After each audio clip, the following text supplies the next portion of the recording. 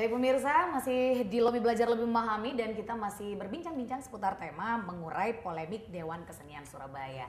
Nah pemirsa, tadi kita sudah berbincang banyak bersama Ketua DPRD Kota Surabaya Pak Armuji dan juga Ketua Dewan Kesenian Surabaya Cak Krisman.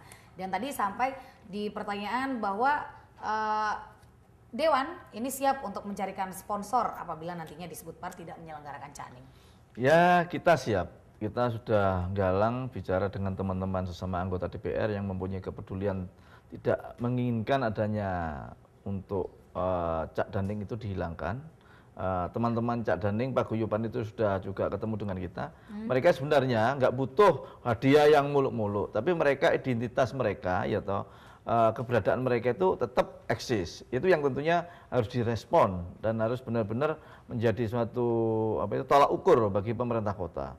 Oleh karena itu, kalau di gedung pemerintah kota tidak bisa ditempati, ya kita menyediakan, kita bisa menyelenggarakan di lobi kita, bisa menyelenggarakan di ruang paripurna kita, dan apa yang kita miliki gedung rakyat ini bisa dipakai, gitu loh. Nah, ini yang tentunya kita respon dengan baik. Cak Daning ini untuk bisa terselenggara. Baik. Nah, untuk Cak Krisman sendiri nih, Cak. Sebenarnya posisi dari Dinas Kesenian Surabaya ini dalam pemerintahan kota. Dewan Kesenian Surabaya dalam pemerintahan kota Surabaya. Ya. Bisa sedikit banyak dijelaskan. Jadi dasar hukumnya ya. Karena saya kebetulan punya background hukum, maka dasar hukum Dewan Kesenian Surabaya itu kan turunan dari Permendagri, ya, kemudian dibikin oleh SK Wali Kota, ya, SK Wali Kota Surabaya. Nah, Dewan Kesenian Surabaya, kepengurusan terbaru, kepengurusan saya, kepengurusan 2014 sampai 2019, itu 5 tahunan ya, 2014 sampai 2019, itu kan terbentuk sejak 8 Maret 2014 lalu. Beberapa kali kami kirim surat ke wali kota untuk audiensi. Sampai sekarang ini kita belum pengurus yang DKS yang terpilih sejak 8 Maret lalu itu karena kesibukan beliau barangkali ya, atau mungkin juga takut dimintain sangu gitu kali ya. Belum ada waktu untuk menerima audiensi pengurus yang baru. Nah, padahal posisi DKS itu adalah berdasarkan SK Wali Kota yang dibikin oleh beliau. Saya bacakan supaya lebih detail.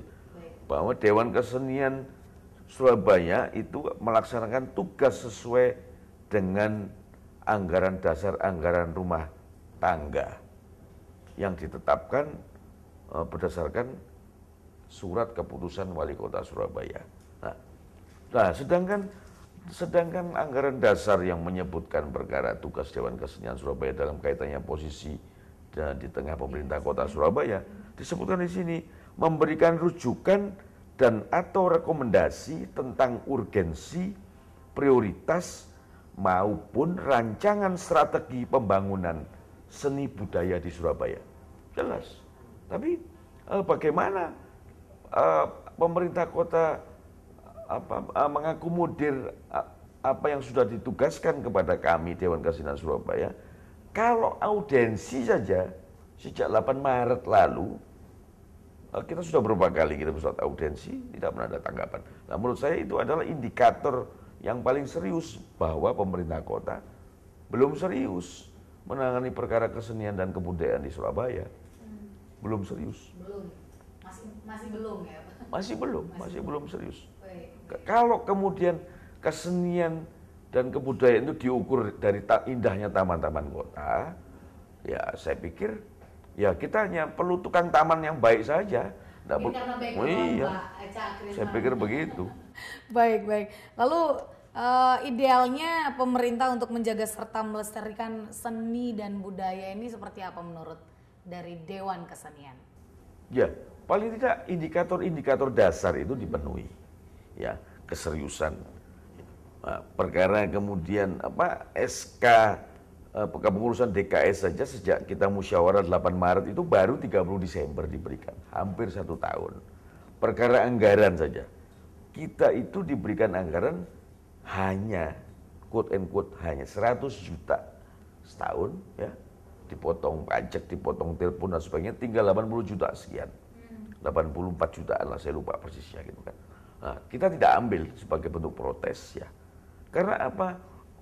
Parkir di Surabaya aja berapa ya sekarang parkir motor sekali parkir? Minimal 2.000 ya? Iya, udah paling nggak 1.000 atau 2.000 perak, ya nggak? Nah, sedangkan penduduk Surabaya ini kan 3 juta lebih nih. Ya.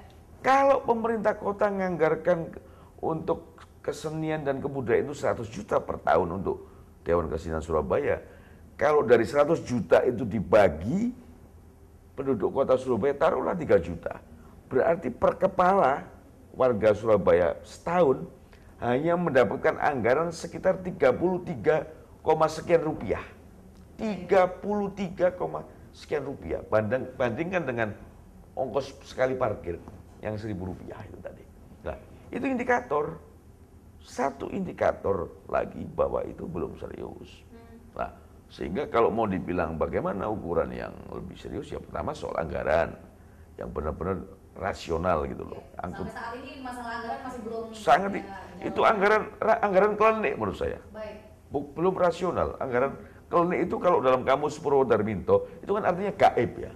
Sehingga nggak jelas, irasional gitu loh. Jadi nanti untuk Caning aja segitu habis ya?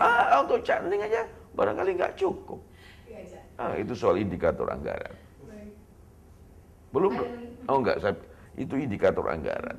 Terus kemudian indikator melibatkan segenap potensi. Baik. Nah, seperti tadi Pak Armuji bilang bahwa ternyata Dinas Pariwisata itu lebih berfungsi sebagai I.O.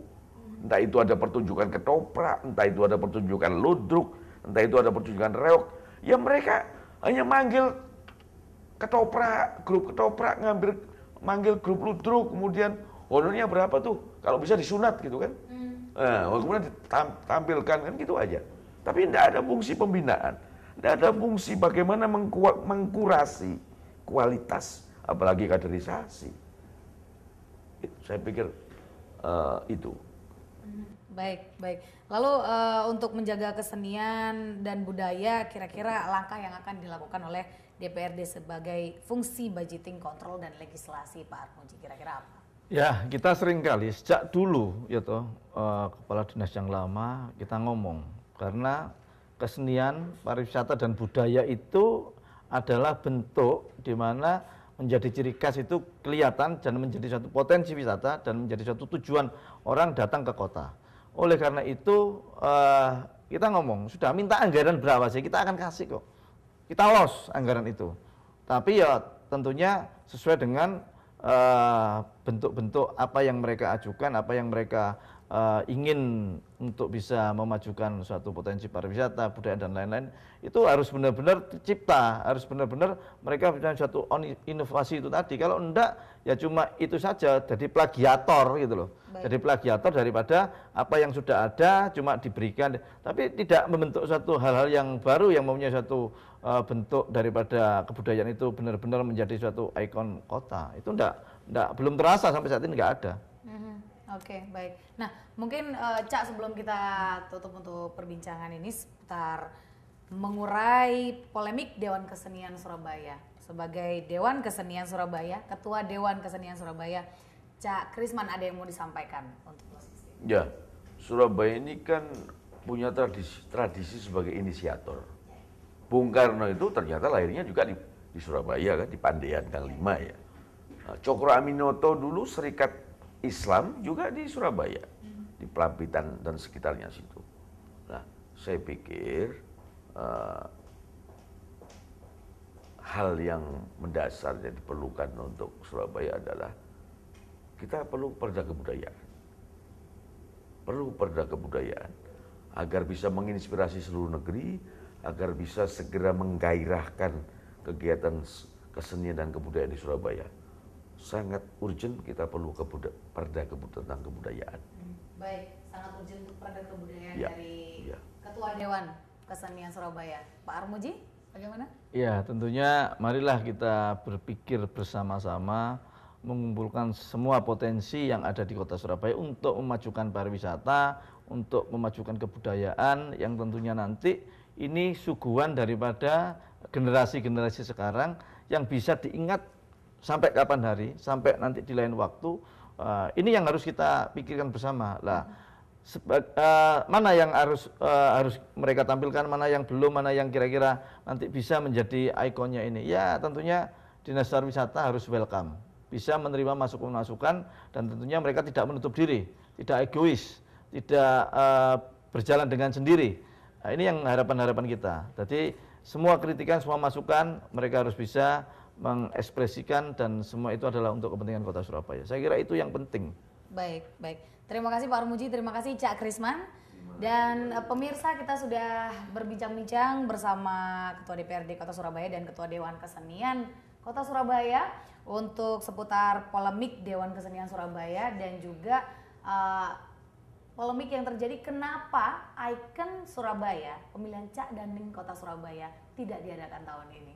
Nah, semoga kita doakan bersama-sama agar kebudayaan maupun pariwisata di Kota Surabaya ini bisa semakin dikenal luas ya pemirsa, dengan juga dibantu oleh seniman-seniman dan juga Dewan Legislatif, baik itu pun juga Dewan Kesenian Kota Surabaya, untuk membuat Kota Surabaya ini semakin dikenal di internasional. Baik pemirsa, akhir kata saya Nindya Rima harus pamit undur diri dari layar kaca Anda. Tetap saksikan Lebih Belajar Lebih Memahami di episode berikutnya. Sampai jumpa.